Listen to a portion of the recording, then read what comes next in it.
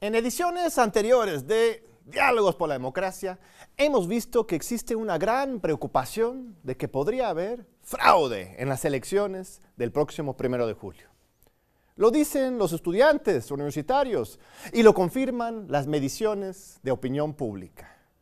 Esta desconfianza es muy positiva en principio, refleja una amplia conciencia de los problemas muy reales que existen en el sistema electoral mexicano. Sin embargo, también puede generar derrotismo y pasividad. ¿Para qué participar si de todas formas van a hacer fraude? Pues, como decía la antropóloga y activista estadounidense Margaret Mead, no dudes que un pequeño grupo de ciudadanos inteligentes y comprometidos puede cambiar al mundo. De hecho, es lo único que lo ha logrado. Veamos lo que dicen los universitarios al respecto. ¿Vale la pena participar en la defensa de la democracia?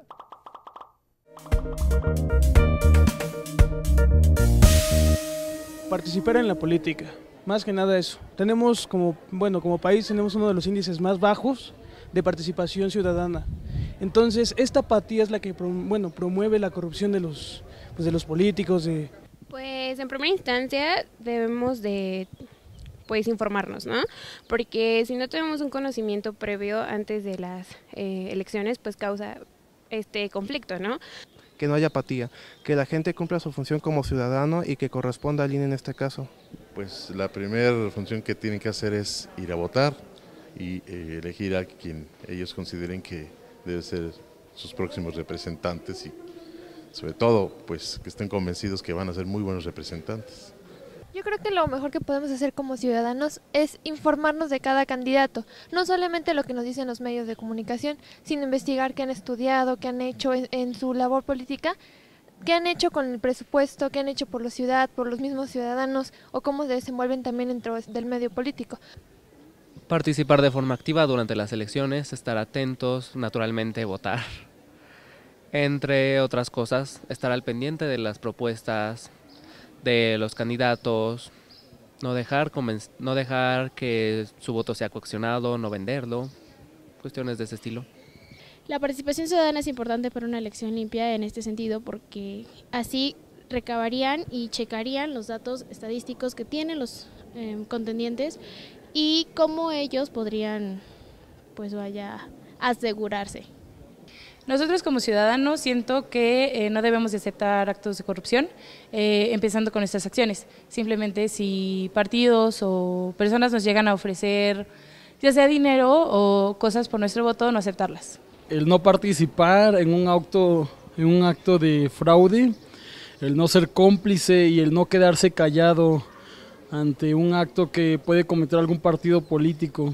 Quedarse callado te convierte en cómplice.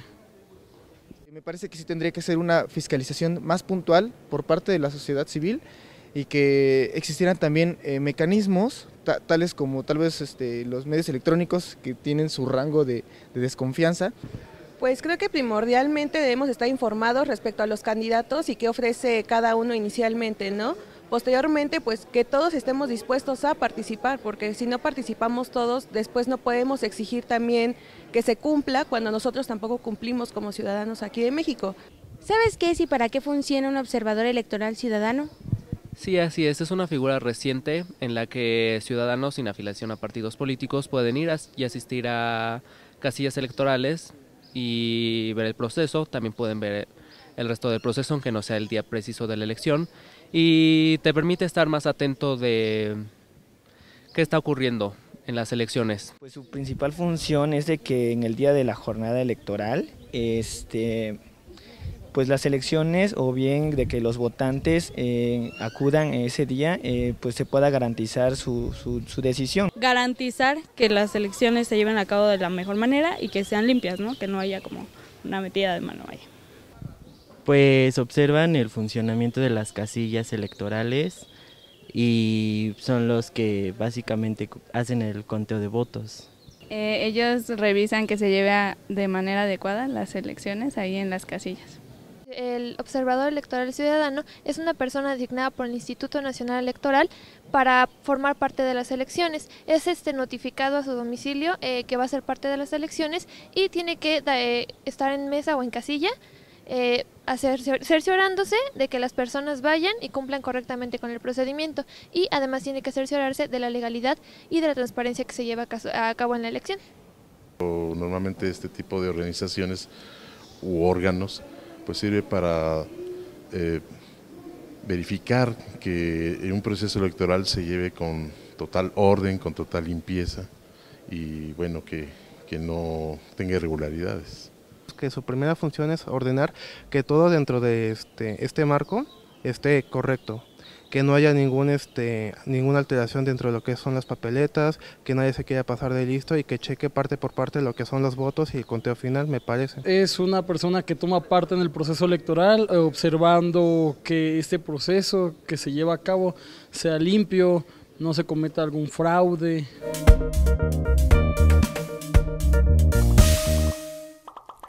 Pesimismo del intelecto, pero optimismo de la voluntad. Así decía Antonio Gramsci. A pesar de todo, hay que participar, nos dicen los jóvenes universitarios. Y mira, también tienen un entendimiento muy claro con respecto a la función de los observadores electorales ciudadanos. Pero ¿cómo andamos en general con respecto a la participación ciudadana en México? Pues una encuesta reciente de la Secretaría de Gobernación demuestra que la gran mayoría de los mexicanos, 78%, creen que la participación ciudadana en conjunto con el gobierno es esencial para resolver los problemas del país.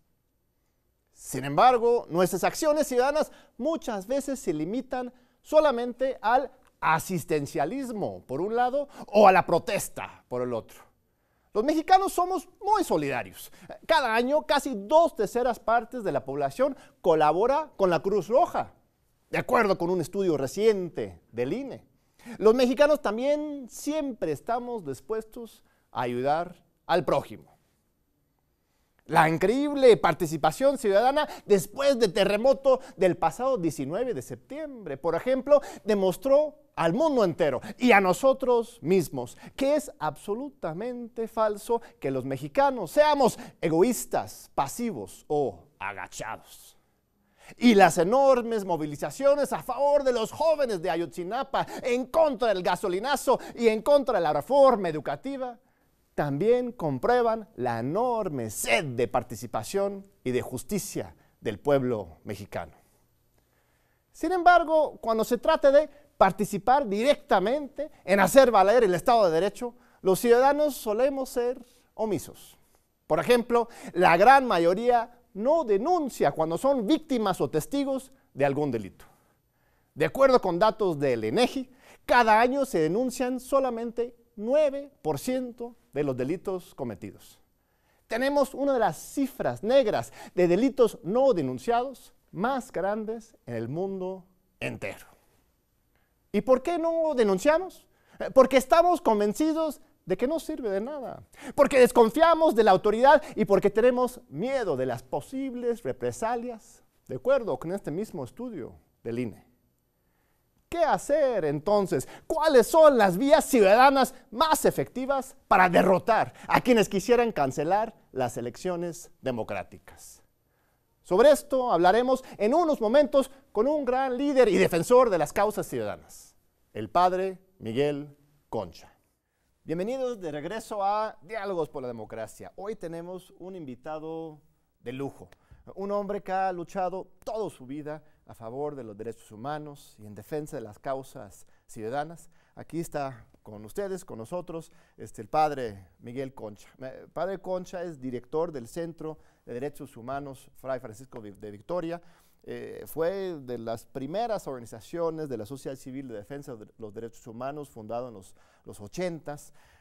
Miguel también es maestro universitario de la UNAM, doctor en teología, es una eminencia, un hombre muy respetado por todos nosotros los universitarios y todos los ciudadanos mexicanos. También el Centro de Victoria y don Miguel en particular están coordinando una nueva iniciativa que se llama la Red Universitaria y Ciudadana por la Democracia, que incorpora pues casi 200 grandes figuras públicas, intelectuales, académicos, ONGs de 13 diferentes países y 90 diferentes universidades y organizaciones de la sociedad civil. Entonces, realmente es un lujo, Miguel. El tema de hoy es pues, cómo derrotar al fraude, cómo combatir este mal. ¿Tú crees que sea posible que la ciudadanía pueda derrotar estas intencionalidades tan negativas?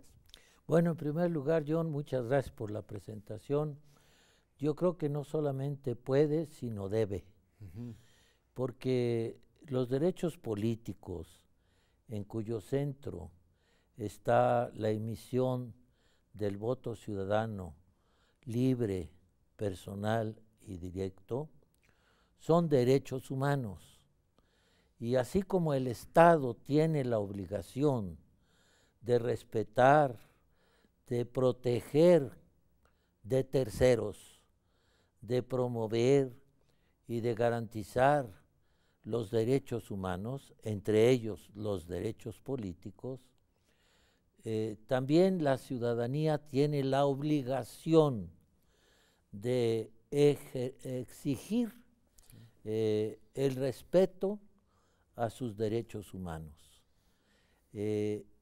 Yo pienso que si no es la ciudadanía la que en definitiva exija, en primer lugar, el ejercicio pleno de la democracia, que en segundo lugar defienda la soberanía popular y en tercer lugar exija que el proceso electoral y el ejercicio del voto ciudadano se lleve a cabo con los principios constitucionales que establece nuestra Carta Magna, de legalidad, certeza, independencia e imparcialidad, a lo cual yo agregaría objetividad y transparencia,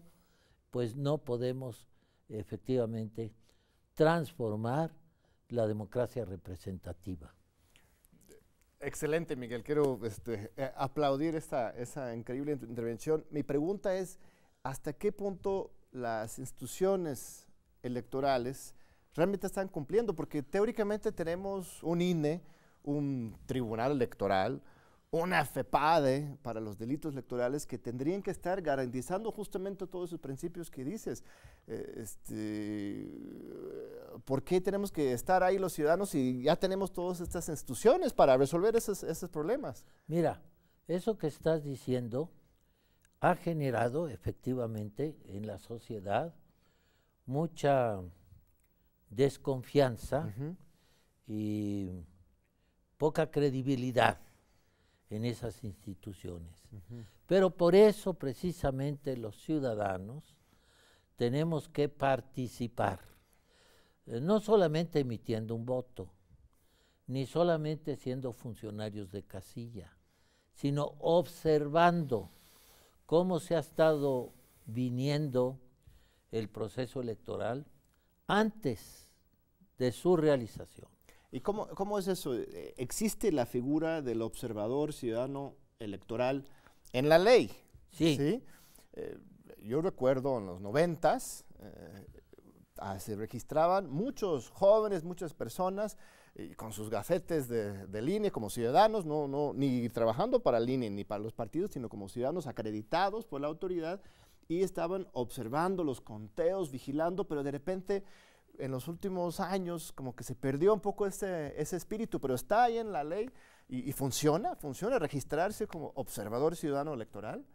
Mira, está ahí en la ley y se demeritó esa función ciudadana imprescindible precisamente a causa del funcionamiento no oportuno, no transparente, no objetivo de las instituciones que están obligadas a organizar las elecciones, a realizarlas, a vigilarlas y a garantizar la emisión de un voto libre por parte de la ciudadanía. Sí, o sea, antes confiábamos en el IFE y con mucho gusto como ciudadanos íbamos a acreditarnos para acompañar al IFE en esta lucha por la democracia en contra de los sectores autoritarios. Pero ahora de repente parece que el mismo INE está del lado de los sectores autoritarios, entonces nos sentimos solos y vulnerables, pero quizás hoy más que nunca es importante participar y creo que lo que estás diciendo, ¿no? Yo creo que justamente es lo que hace más relevante aún la tarea de la observación electoral, con tal de que no se limite única y exclusivamente a observar y después a rendir a un informe, sino que realmente denuncie ante las instituciones de procuración y administración de justicia electoral y exija, no solo denuncie, sino exija a las instituciones de protección y defensa de la justicia electoral, el que efectivamente cumplan con su función. Y es lo que vamos a hacer en una red. Cuéntanos de se llama Red Universitaria y Ciudadana por la Democracia. ¿Qué es y cuál pues finalidad tiene? Es una red muy importante que, como decías al principio, tiene el apoyo personal, el apoyo moral, el apoyo institucional de más de 70 universidades en todo el continente, en Europa, y en la que participan, como decías, 200 académicos, intelectuales, algunos de ellos con mucho conocimiento por parte de todo el mundo, como Noam Chomsky, como Emanuel Wallerstein, como Boaventura de Sousa Santos, porque son compañeros académicos que están en universidades muy prestigiadas. Y que tienen los ojos a México. Sí, porque están preocupados. ¿Y por qué? Pues por precisamente el conocimiento y hasta la experiencia que han tenido de otros procesos electorales que se han realizado en el país y que no han sido llevados a cabo pues con toda pulcritud, y poniendo en duda su legitimidad. Por eso esta red se conformó, se cuenta con ese acompañamiento y además tiene entre sus facultades sí la observación electoral. Se están inscribiendo ya cerca de 200 personas por medio de esta red, se están registrando como observadores electorales. Como observadores electorales, pero con la función de poder acudir de manera responsable y bien fundamentados desde el punto de vista de nuestras leyes, de las obligaciones internacionales de nuestro Estado, a las organizaciones de procuración y administración de justicia, para denunciar todo aquello que ya desde antes viene deteriorando y viene perjudicando realmente un proceso electoral plenamente democrático. Porque la observación no solamente, es muy importante el día de los comicios, asegurar que se cuenten bien los votos, pero el fraude, las irregularidades empiezan mucho antes. La compra de credenciales del lector, presión sobre los transportistas para que lleven propaganda a favor o en contra de algún candidato, financiamiento ilícito. La gente luego no sabe que las empresas, cualquier empresa, persona moral, no puede realizar ninguna donación a un partido político, ni siquiera la tienda de la esquina puede donar a una campaña política. Entonces, como dices, hay que denunciar y recolectar esa información desde ahorita. Ajá. Exactamente. Y por eso esta tarea de observación electoral va a jugar un papel también de inhibición de todas esas prácticas perversas contra la libertad del voto, en donde meten mano, cuando no deberían meter mano, ni empresas, ni actores políticos, actores de gobierno, que lo que tienen que hacer es respetar a la ciudadanía, y no solo respetarla, sino protegerla, no generar situaciones de violencia, porque hasta eso son capaces. Estamos viendo, por ejemplo, cómo ya ha habido muchos candidatos y candidatas a cargos públicos que pues han sido asesinados. Más de 80 ya en este proceso. Y hemos visto cómo también se ha comenzado a generar en algunos lugares situaciones de violencia, de persecución de actores políticos, de violencia contra miembros de partidos distintos de los que están ahorita en el gobierno.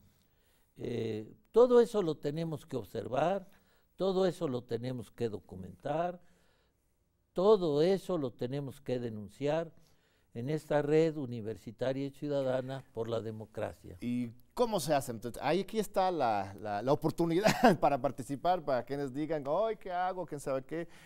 Con sus pretextos de por qué no participan, pues ahí hay una opción muy concreta. Primero, registrarse ante el INE. Cualquier oficina del INE tiene que recibir tus papeles, un formulario, y pones tus datos, tu credencia de elector y 2 fotos, nada más, y te inscribes como observador electoral.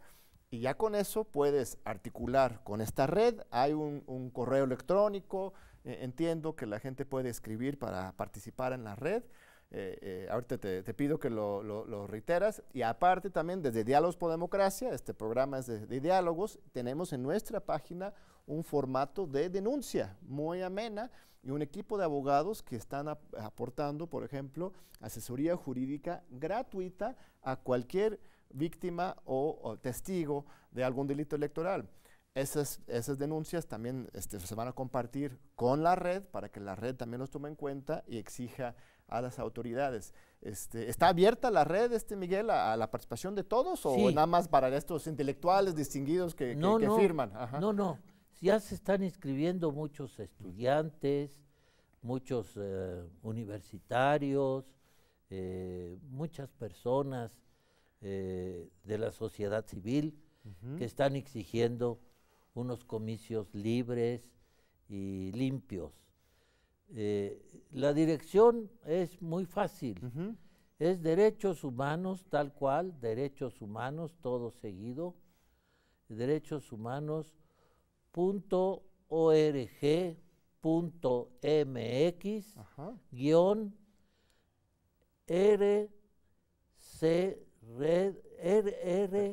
RUCD. Sí. O sea, derechoshumanos.org.mx RUCD. Sí, y hay un correo también que está circulando que es democracia2018mx.gmail.com.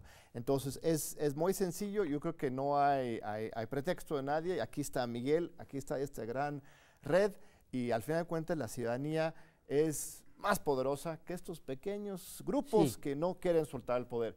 Ya se nos acabó el tiempo, Miguel, perdón, vas a tener que volver a visitarnos para que nos informes en un mes o algo así de cómo van los avances del proyecto. Nada más una cosa que sí quería decir.